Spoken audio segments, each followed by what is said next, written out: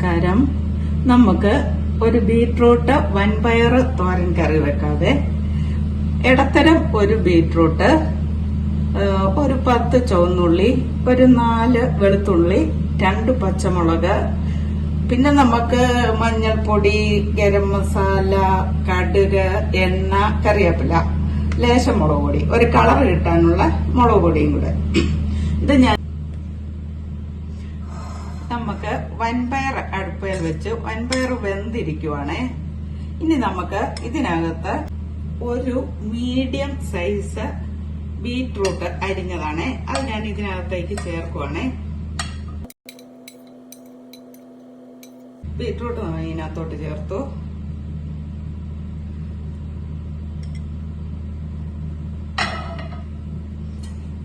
ഇനി നമുക്ക് ഈ ചെറിയ ഉള്ളി അരിഞ്ഞ് ഇതിനകത്തേക്ക് ഇടാം.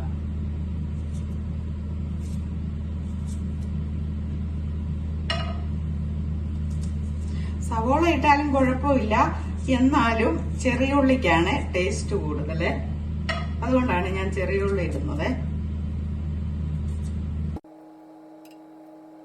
ബീട്രൂട്ടൊക്കെ ഇപ്പൊ മഴക്കാലം ആയതുകൊണ്ട് മൊത്തം വെള്ളമാണ്, വെള്ളച്ചുവ മാത്രമേ കാണുള്ളൂ. അപ്പൊ നമുക്ക് ഇതിന്റെ കൂട്ടത്തില് അല്പം വൻപയറും കൂടെ ചേർത്ത് ഇച്ചിരി എരിവും ഇച്ചിരി മസാലയും ഒക്കെ ചേർത്ത ഒരു ടേസ്റ്റ് ഉണ്ട് നമുക്ക് കറിക്ക്. പെട്ടെന്ന് ഉണ്ടാക്കുകയും ചെയ്യാം. തേങ്ങ ചിരവാനോ അങ്ങനെ ഒന്നും പോകേണ്ട കാര്യമില്ല. ഇതെല്ലാം അരിഞ്ഞ് ഇച്ചിരി മുളക് പൊടി, പച്ചമുളകും ഒക്കെ അരിഞ്ഞിട്ടാൽ മതി, നല്ലൊരു ടേസ്റ്റ് കിട്ടും.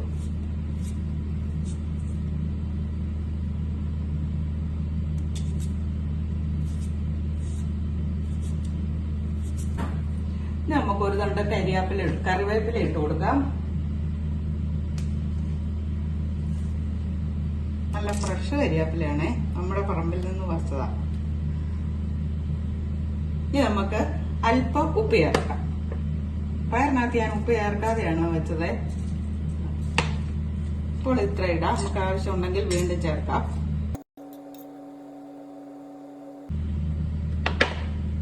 അതുപോലെ തന്നെ അല്പം മഞ്ഞൾ പൊടിയും കൂടെ ചേർക്കാം.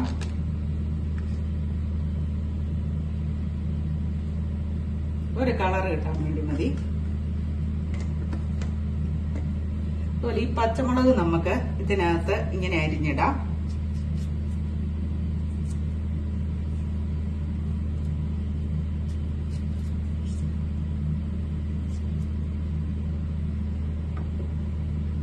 വെളുത്തുള്ളി നമുക്കൊന്ന് ചെറുതായിട്ട് ചതച്ചിടാം.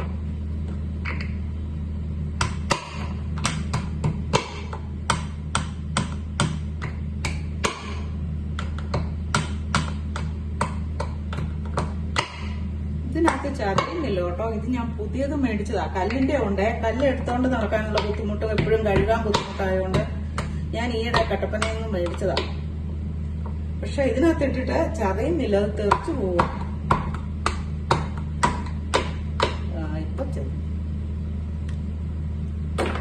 നമുക്ക് ഈ വെളുത്തുള്ളി അരച്ചതും കൂടെ ഇതിനകത്തോട്ട് ഇട്ട് കൊടുക്കാം.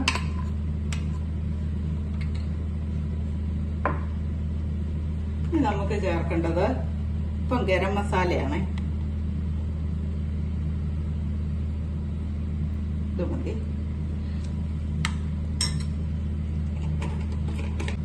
അല്പം മുളക് പൊടി, ഒരു കളർ കിട്ടാൻ കാശ്മീരി ചില്ലി ചേർക്കാവേ. ഇത്ര മതി.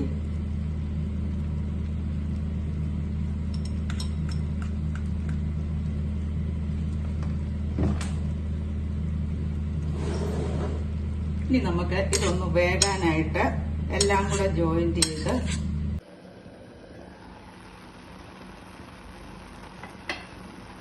ഞാൻ വൻപയറും ബീട്രൂട്ടും 2 പച്ചമുളക് അരിഞ്ഞിട്ടു, 5-6 ചുവന്നുള്ളി അരിഞ്ഞു, കരിവേപ്പില ഇട്ടു, ശകലം ഗരം മസാല, ശകലം മഞ്ഞൾപ്പൊടി, ഉപ്പ് ഇവ ചേർത്ത് വേവിച്ചുകൊണ്ടിരിക്കുവാണേ.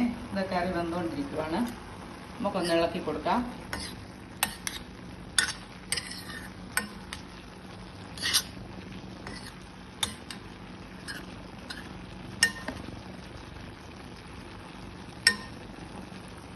ഇനി ഒന്നും കൂടെ അടച്ചു വെക്കാം.